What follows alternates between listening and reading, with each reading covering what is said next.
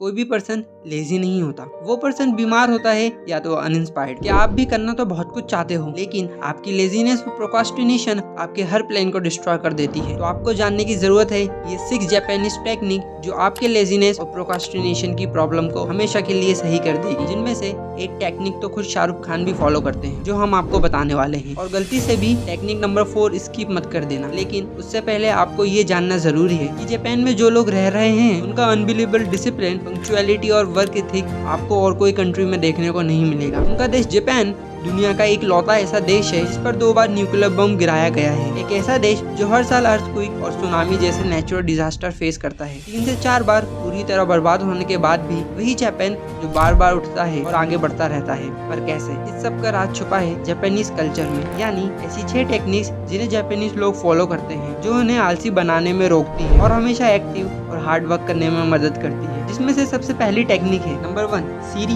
Sit down सीसो। एक साफ और क्लीन एनवायरनमेंट आपको प्रोडक्टिव रखने को फोर्स करता है। यहीं एक गंदा और मेसी एनवायरनमेंट आपको और ज्यादा लेजी बनाता है। इस 3S टेक्निक का यूज जापान के लोग अपनी इंडस्ट्री से लेकर हेल्थ केयर, एजुकेशन में तक यूज करते हैं। ये एक स्टेप बाय स्टेप मेथड है अपने वर्क स्पेस या अपने एनवायरनमेंट को प्रोडक्टिव बनाने का। इसे यूज करने के लिए आपको 3S step by step follow करना होगा। सबसे पहला S, सीरी। सीरी मीन्स सॉर्ट, यानी अपने आसपास से सभी बेकार चीजें हटा देना और सिर्फ वही चीजें रखना जिसकी जरूरत है। दूसरा, सीट ऑन, यानी सेट इन ऑर्डर। मीन्स जो सामान काम का है उसे सही ऑर्डर में सेट कर देना ताकि आप उसे इजीली एक्सेस कर पाओ। तीसरा, सीसो, यानी शाइन। सामान रखने के बाद उस जगह को अच्छे से साफ करो, कहीं कुछ भी गंदा ना रह जाए। जब भी आप आलसी कहीं या कोने में पड़े हो, अपने किसी प्रोजेक्ट और स्टडी को प्रोक्रास्टिनेट कर रहे हो या आपका कोई काम करने का मन नहीं हो रहा, तो उस समय बस ये 3S टेक्निक का यूज करके देखो। आपका सारा आलस एकदम से दूर हो जाएगा और आप काम करने के लिए मोटिवेटेड फील करो। Number 2, kaizen. हम जिस भी काम को टाल रहे होते हैं, हमें लग रहा होता है हमारे अंदर एनर्जी नहीं है, बहुत लेजी फील हो रहा है। ये बात सच नहीं होती। जब तक आप बहुत ज्यादा बीमार ना हो तो ऐसा हो ही नहीं सकता कि आपके अंदर एनर्जी की कोई कमी है। लेकिन जो लेजीनेस आपको फील हो रही होती है वो इसलिए क्योंकि वो काम आपको बहुत भारी लग रहा होता है। काइजेन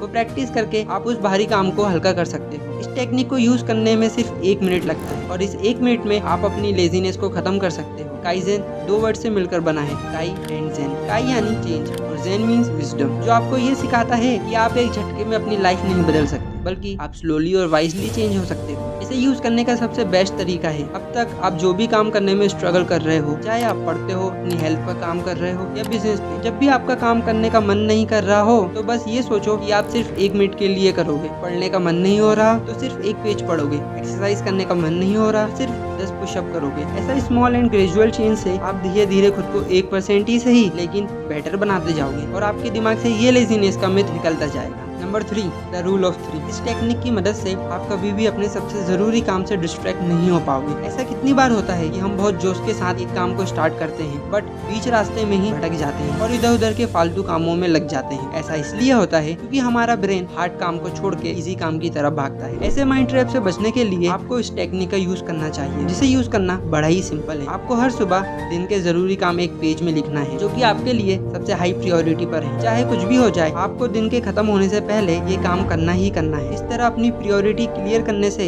जब तक आप वो 3 काम नहीं कर लेते, आपका माइंड अनब्रेस्ड रहेगा और आपका माइंड बार बार इस काम को कंप्लीट करने पर ही जाएगा। नंबर 4, काइकाकू। काइकाकू एक जापानीज टर्म है जिसका मतलब होता है रेडिकल चेंज। दुनिया की दूसरी सबसे बड़ी कार मैन्युफैक्चरर टोयोटा में भी इस टेक्निक को बड़े अच्छे से यूज किया जाता है। इस टेक्निक के अकॉर्डिंग जिस चीज को एक बार में बदला जा सकता है उस पर फौरन काम पर लग जाना चाहिए और एक बार में ही ड्रास्टिक चेंज लाने पर फोकस करना चाहिए। Number 5, हाराहाकीबू, Okinawa.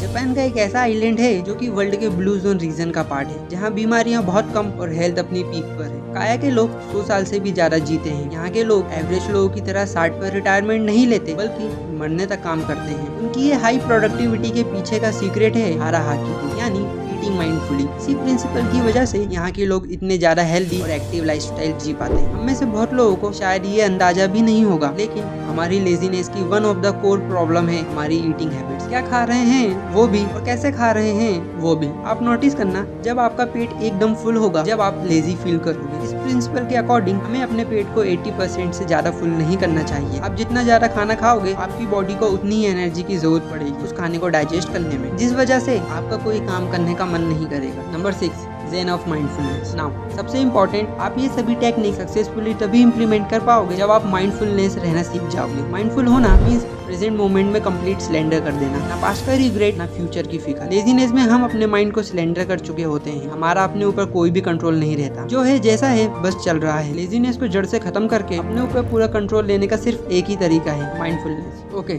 So video informative लगी है तो अपने फ्रेंड्स को शेयर करना ना भूलना। मिलते हैं नेक्स्ट वीडियो में।